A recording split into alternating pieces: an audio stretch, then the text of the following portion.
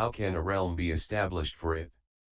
From this you should understand that as to the mind and dharmas being the conditions that produce the realm of mind consciousness, none of the three places exists. Fundamentally the mind, dharmas, and the realm of the mind consciousness, these three, cannot be attributed to either causes and conditions or spontaneity. Ananda said to the Buddha, world-honored one, in discussing the dharmas of mixing and uniting and of causes and conditions, the thus come one has often said that the transformations of all mundane phenomena can be discovered in the mixing and uniting of the four elements. Why does the thus come one now reject causes and conditions and spontaneity as well? I do not know what your meaning pertains to. Please be so compassionate as to instruct us beings in dharmas that adhere to the complete meaning of the middle way and are not philosophical speculations. At that time the world-honored one said to Ananda, you have already renounced the small vehicle dharmas of the heroes and those enlightened to conditions and have resolved to diligently seek unsurpassed bodhi. Because of that, I will now explain the complete meaning of the middle way to you. Why do you still bind yourself up in mundane philosophical speculations and false thoughts about causes and conditions? Although you are very learned, you are like someone who can discuss medicines but cannot recognize a real medicine when it is placed before you. The thus come one says that you are truly pitiable. Listen attentively now as I explain this point in detail to enable you and those of the future who cultivate the great vehicle to penetrate to the ultimate reality. Ananda was silent and awaited the Buddha's sagely instruction. Ananda, according to what you say, the mixing and uniting of the four elements can be discovered in the myriad transformations of all mundane phenomena. Ananda, if the natures of those elements did not mix and unite, then they could not combine with other elements, just as empty space cannot combine with forms. If the natures of those elements do not mix and unite, they are themselves transformations in a never-ending process of bringing each other into being. The continuation of comings into being and ceasing to be, of births and deaths, of deaths and births is like the unbroken wheel of flame that appears when a torch is spun in a circle. Ananda, the process is like water becoming ice and ice turning into water again. Consider the nature of earth, its coarsest aspect is the earth itself, its subtlest aspect is a mote of dust, which at its smallest would be a particle of dust bordering on emptiness. If one divided one of those particles of dust that is barely formed to begin with into 7 parts and then split one of those parts, emptiness itself would be arrived at. Ananda, if a particle of dust bordering on emptiness can be divided to arrive at emptiness, it should be that emptiness can give rise to form. Just now you asked if mixing and uniting doesn't bring about all mundane transformations. You should carefully consider how much emptiness mixes and unites with itself to arrive at a single particle of dust bordering upon emptiness.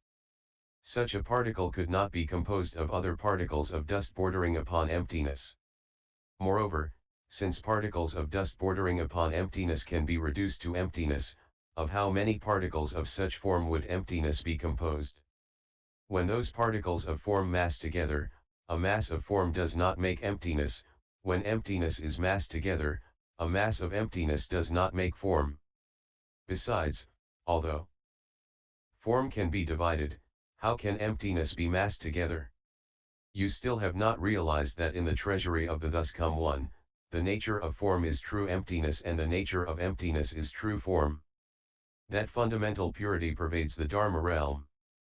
Beings' minds absorb it according to their capacity to know. Whatever manifests does so in compliance with karma. Ignorant of that fact, people of the world are so deluded as to assign its origin to causes and conditions or to spontaneity. These mistakes, which arise from the discriminations and reasoning processes of the mind, are nothing but the play of empty and meaningless words. Ananda, the nature of fire is devoid of identity, being dependent upon various causes and conditions for its existence. Consider a family in the city that has not yet eaten. When they wish to prepare food, they hold up a brass mirror to the sun, seeking fire. Ananda, speaking of mixing and uniting, you and I and the 1250 bhikshus unite to form a community. However, a careful analysis of the community reveals that every member composing it has his own body, family name, clan, and name. For instance, Shariputra is a Brahmin, Uruvulva is of the Kashyapa clan, and you, Ananda, come from the Gautama family. Ananda, if fire existed because of mixing and uniting, then when your hand holds up the mirror to the sun to seek fire, does the fire come out of the mirror? Does it come out of the moksha tinder? Or does it come from the sun? Ananda, if the fire came from the sun, then only would it burn the moksha tinder in your hand, but as it came across the groves of trees, it should burn them up as well. Suppose it came from the mirror, since it would come out to the mirror to ignite the moksha tinder, why doesn't the mirror melt? Yet, as your hand that holds the mirror feels no heat, how could the mirror melt? If the fire came from the moksha tinder, then why would fire be generated only when the bright mirror came into contact with the dazzling light? Furthermore, on closer examination, you will find that the mirror is held in your hands, the sun is high in the sky, and moksha is grown from the ground. So where does the fire come from? The sun and the mirror cannot mix and unite, since they are far apart. Nor can it be that the fire arises spontaneously without an origin. You still have not realized that in the treasury of the thus come one the nature of fire is true emptiness, and the nature of emptiness is true fire. That fundamental purity pervades the Dharma realm. Beings' minds absorb it according to their capacity to know. Ananda, you should know that fire can be generated any place where a mirror is held up to the sunlight. If mirrors were held up to the sunlight everywhere in the Dharma realm, fire would be generated everywhere. Since fire can come forth throughout the whole world, can there be any fixed place to which it is confined? Whatever manifests does so in compliance with karma. Ignorant of that fact, people in the world are so deluded as to assign its origin to causes and conditions or to spontaneity. These mistakes, which arise from the discriminations and reasoning processes of the mind, are nothing but the play of empty and meaningless words. Ananda, the nature of water is mutable, its flowing and stopping are erratic. Kapila, Chakra, Padma, Asta, and other great magicians of Shravasti often hold up instruments to the light of the full moon at midnight to extract from it the essence of water to mix with their drugs. Does the water come out of the crystal ball that is used, or does it exist naturally in space? Or does it come from the moon? Ananda, if the water came from the distant moon, then, water should also flow from all the grasses and trees when the moonlight passes over them on its way to the crystal ball. If it did flow from them, why wait for it to condense on the surface of the crystal ball? Since it does not flow from the trees, then the water clearly cannot descend from the moon. If it came from the crystal ball, then it should flow from the crystal at all times. Why would one have to wait for midnight and the light of the full moon to receive it? If the water came from space, which is by nature boundless, it would flow everywhere until everything between heaven and earth was submerged. How, then, could there still be travel by water, land, and air? Furthermore, upon closer examination you will find that the moon moves through the sky, the crystal ball is held in the hand, and the pan for receiving the eater is put there by someone. So where does the water that flows into the pan come from? The moon and the crystal ball cannot mix and unite, since they are far apart. Nor should the essence of water arise spontaneously without an origin. You still have not realized that in the treasury of the thus come one the nature of water is true emptiness, and the nature of emptiness is true water. That fundamental purity pervades the Dharma realm. Beings' minds absorb it according to their capacity to know. A crystal ball can be held up at a certain place, and water will come forth.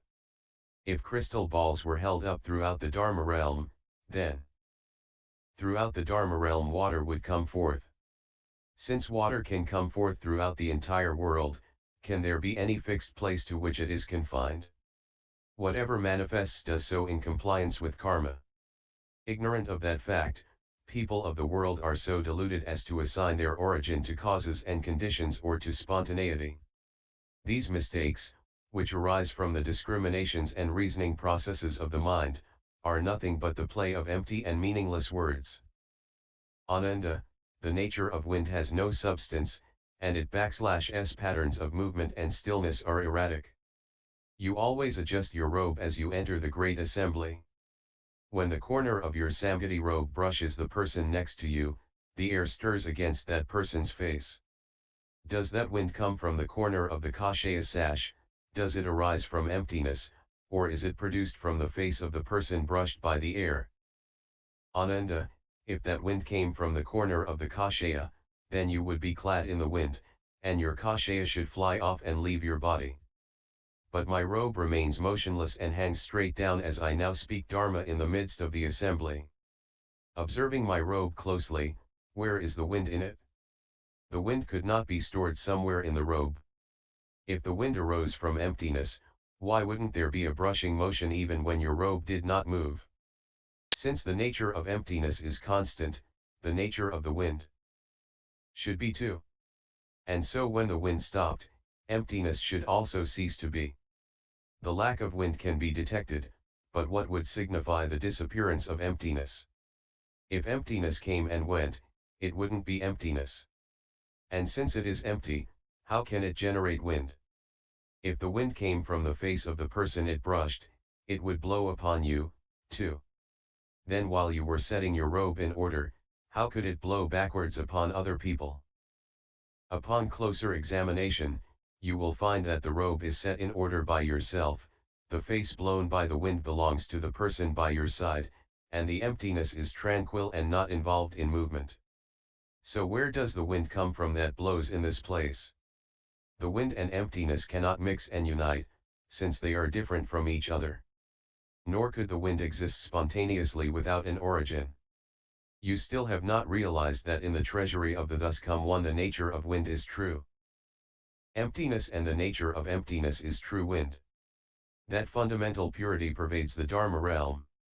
Beings' minds absorb it according to their capacity to know. Ananda, in the same way that you alone shift your robe slightly and the air is stirred, so, too, if a similar movement were made throughout the Dharma realm, the air would stir everywhere. Since wind can arise throughout the world, how could there be any fixed place to which it is confined? Whatever manifests does so in compliance with karma. Ignorant of that fact, people of the world are so deluded as to assign their origin to causes and conditions or to spontaneity. These mistakes, which arise from the discriminations and reasoning processes of the conscious mind, are nothing but the play of empty and meaningless words. Ananda, the nature of emptiness has no shape, it is only apparent because of form.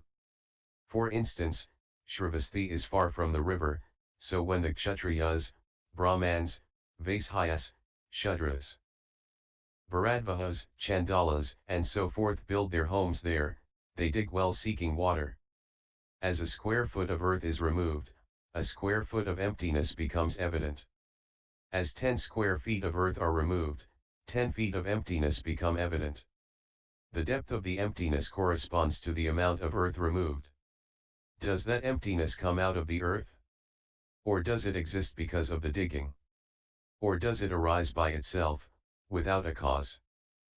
Ananda, if that emptiness arose by itself without any cause, why wasn't it evident even before the earth was dug?